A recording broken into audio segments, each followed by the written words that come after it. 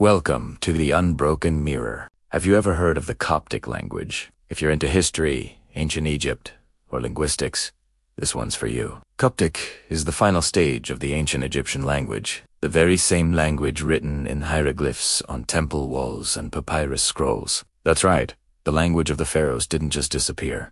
It evolved, and Coptic is its direct descendant. So, what happened? How did the language spoken for thousands of years transform into what we call Coptic today? Well, let's rewind the clock a bit. Ancient Egyptian was written in several scripts over its long history.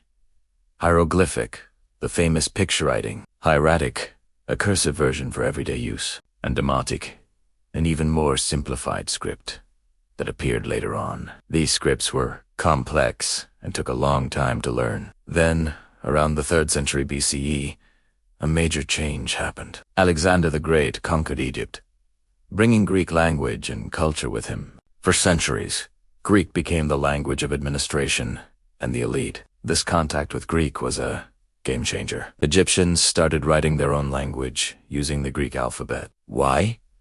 It was just simpler. The Greek alphabet had letters for both consonants and vowels, which was a huge advantage over the old scripts that mostly just wrote consonants. To represent the Egyptian sounds that didn't exist in Greek, they cleverly borrowed a few characters from the Demotic script. And voila, the Coptic alphabet was born a fusion of Greek letters and a handful of Egyptian signs. This new script made the language much more accessible. So, Coptic is essentially the Egyptian language written in a modified Greek alphabet. This is super important because, for the first time, it gave us a clear idea of how ancient Egyptian was actually pronounced. The vowels were finally written down. This was a massive breakthrough for Egyptologists trying to decipher hieroglyphs. It was like finding a phonetic key to a language that had been silent for centuries. Now, where does the name Coptic come from? After the Arab conquest of Egypt in the 7th century, the Arabic word for Egyptian was Kipt. Over time, this word morphed into Copt in European languages. So, Coptic literally means Egyptian. It originally referred to the people of Egypt, but eventually it became associated specifically with the Christian Egyptians and their language. Christianity spread rapidly in Egypt from the 1st century AD onwards, and the Coptic language became the vehicle for this new faith. The Bible was translated into Coptic, along with countless religious texts, hymns, and stories of saints. For the early Egyptian Christians, using Coptic was a way to express their faith in their own native tongue, distinct from the Greek of the Byzantine rulers, or later, the Arabic of the new conquerors. This religious use is why Coptic managed to survive for so long. It became the sacred language of the Coptic Orthodox Church, one of the oldest Christian communities in the world. As Arabic became the dominant language in Egypt for daily life and administration, the use of Coptic as a spoken language began to decline. By around the 17th century, it was no longer a living, spoken language for most people. It had transitioned into a purely liturgical language, used exclusively in church services. Think of it like Latin in the Catholic Church for many centuries. But here's the exciting part. Coptic never truly died. It has been preserved for nearly 2,000 years within the walls of the Coptic Orthodox Church. Priests and deacons learn it to chant the liturgy, keeping the sound of this ancient language alive. You can walk into a Coptic church today in Cairo, Los Angeles, or Sydney, and you will hear prayers recited in a language that connects directly back to the time of the pharaohs. Even though it's not spoken on the streets anymore, its legacy is everywhere. Did you know that some words in English have roots that trace back through Coptic?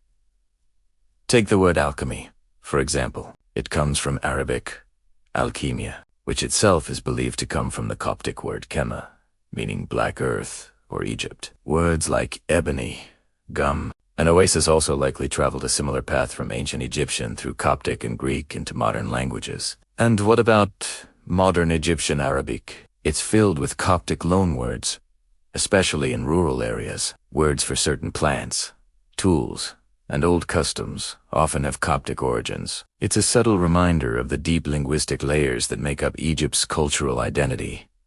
So, what does Coptic sound like? Well, there are several dialects. The two most prominent are Sahidic and Bohairic. Sahidic, from Upper Egypt, was the main literary dialect from about 300 to 1100 AD. Most of the early Coptic texts we have, including major Gnostic Gospels, like the Gospel of Thomas found at Nag Hammadi, were written in Sahidic dialect. Bohairic from the Nile Delta region in Lower Egypt eventually took over. Starting around the 11th century, it became the official language of the Coptic Church, and it's the dialect that is still used in the liturgy today. So when people talk about learning Coptic now, they are almost always talking about the Bohairic dialect. The pronunciation used today is a modern reconstruction, but it's our best link to the sounds of ancient Egypt. For linguists and historians, Coptic is a treasure trove. It's the key that unlocked so much of our understanding of ancient Egyptian grammar and vocabulary. Jean-François Champollion, the man who famously deciphered the Rosetta Stone, was a brilliant linguist, and his knowledge of Coptic was crucial. He realized that the language on the stone couldn't be purely symbolic. By comparing the hieroglyphs to Coptic words he knew, he was able to figure out the phonetic values of the symbols and crack the code. Without Coptic, the voices of ancient Egypt might have remained silent forever. Today, there's a renewed interest in the Coptic language, not just among scholars, but also within the Coptic diaspora community around the world. There are efforts to revive it, with language classes, apps, and online resources popping up. For many, learning Coptic is a way to connect with their heritage and identity on a deeper level. It's a way of reclaiming a part of their history that was almost lost.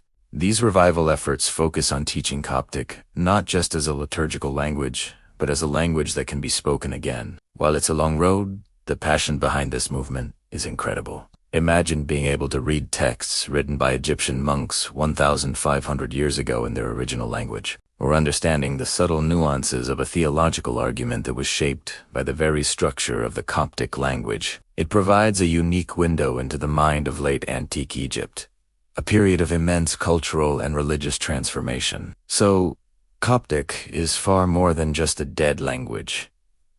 It's a bridge. It's the bridge that connects the pyramids to the modern world. It's the voice of the pharaohs, the scribes, the early Christians, and the scholars who dedicated their lives to understanding them. It's a story of survival, adaptation, and cultural identity that has unfolded over millennia. The next time you see a documentary about ancient Egypt or hear about the Coptic Church, you'll know that hidden within that story is the incredible journey of this unique and resilient language. It's a living piece of history, still chanted in churches and studied with passion by people all over the globe, ensuring that the last echo of the pharaohs will never fade away. Thank you so much for joining me on this linguistic journey through time. If you enjoyed this and want to learn more about hidden histories and fascinating languages, make sure to like this video and subscribe to the Unbroken Mirror channel. Let me know in the comments what other ancient languages you'd like to explore. See you next time.